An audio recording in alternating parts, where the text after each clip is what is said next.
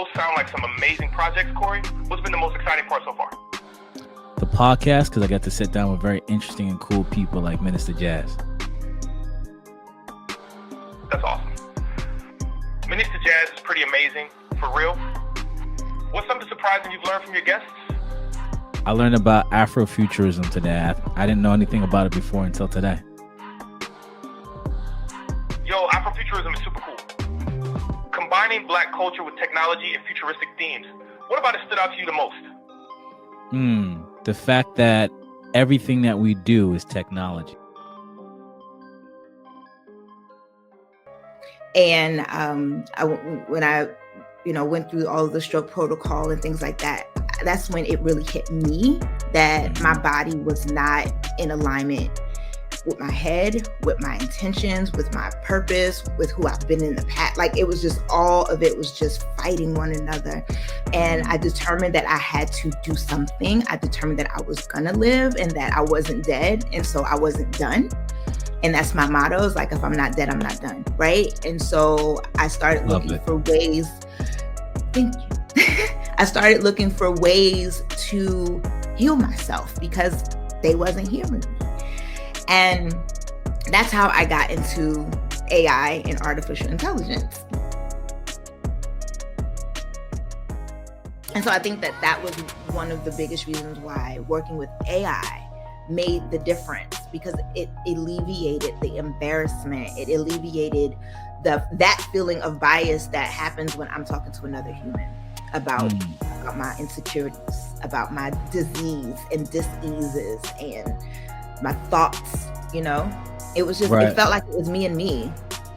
Right. The biggest obstacles that I personally face is shame or embarrassment around my mental health issues. I did. And to be able to deal with that, work up the courage, go to the doctor, sit there, they give you like 12 minutes. I mean, not even, I'm talking, that's the long. They give you 6 minutes to tell you all of what you're going through.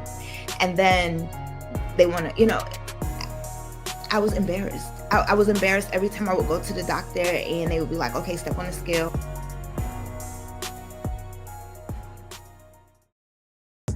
I started seeking out support from the medical field, and doctors wasn't hearing me. So it was just, oh, you need to eat more salmon. Oh, you need to eat less red meat. Like anything that was textbook.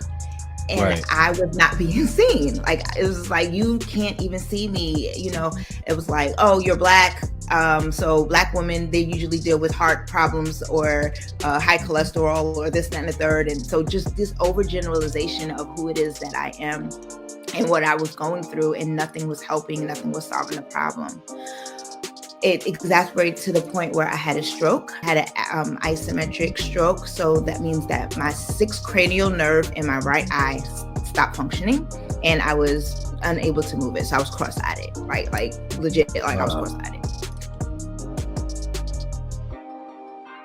Music, gospel music is a technology. They use that instrument in order to encourage their spirits. It literally spoke and invigorated them so that they can have the power in order to do something different. These are technologies, okay?